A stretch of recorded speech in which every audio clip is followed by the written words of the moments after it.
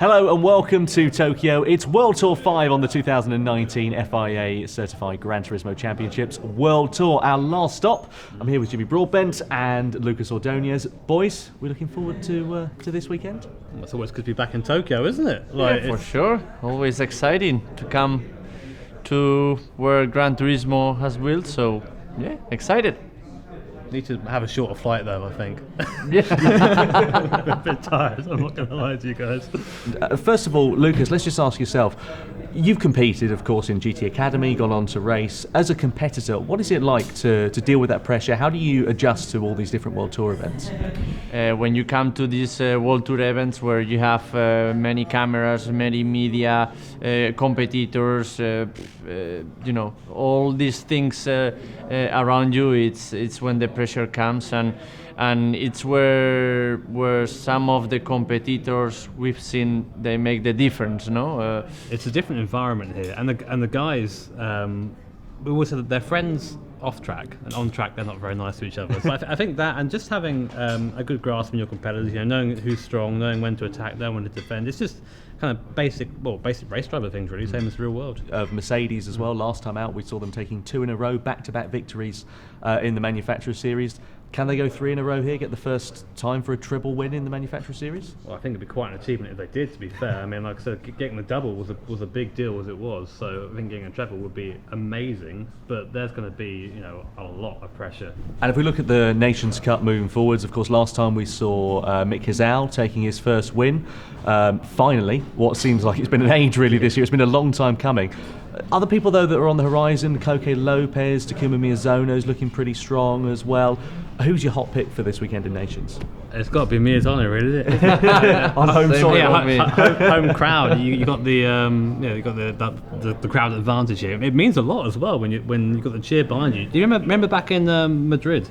Yeah. When we had Koke Lopez and he was doing well. My word, the crowd there. I think it was encouraging me, and I'm in Spanish, so I think that here it'll be worth a lot, and he'll be looking to try and prove himself a bit now after being second best at the last event.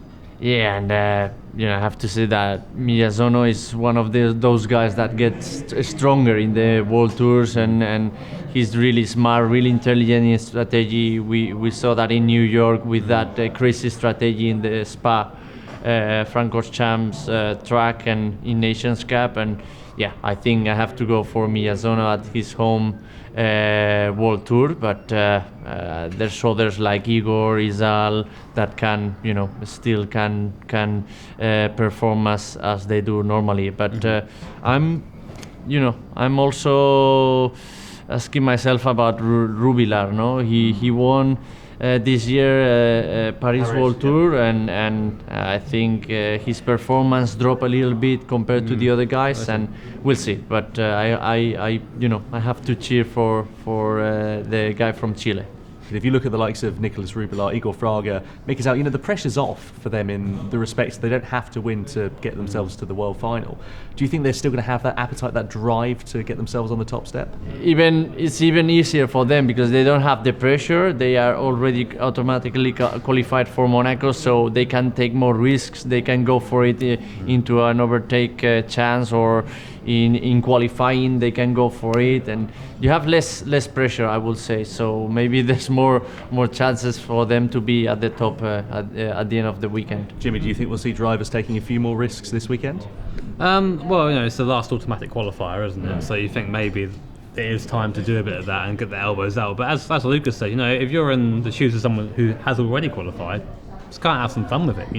You use it as a bit of practice and try and scope out the competitors some more. But if you're turning up to one of these events and you're not aiming to win, then you're in the wrong profession, I think. So yeah, absolutely. And lastly, boys, just one final thought from each of you. What's been your favourite moment from the World Tour so far? Jimmy, start with you. I'm going to have to say back at New York with the Miyazono strategy, just because it was something that none of us really expected when we watched it. It's like, oh, okay, that's happened now, and the real crime is we didn't get to see it unfold. He got codied, which was a real shame. But I think it was just it kind of showed that those strategies can work, and just like the real life real life counterpart, real life racing. You know, there are different ways of getting to the line the quickest, and that was a really cool interpretation of that. Yeah, definitely. No, for me, as also the highlight of the year has been that Spa race in Nations Cup in New York World Tour.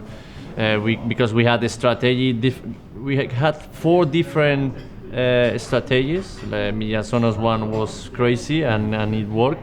Then we had the thing with Cody and Miyazono. We had the controversial with Izal and Fraga. So we had many things happening in that race. So for me, it's the highlight of the year so far.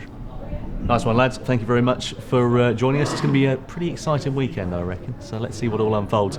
Join us for action from World Tour 5 for the 2019 FIA Certified Gran Turismo Championships. Here in Tokyo, we've got action from the Manufacturer Series and the Nations Cup coming up for you. So whatever you're sure to do is tune in.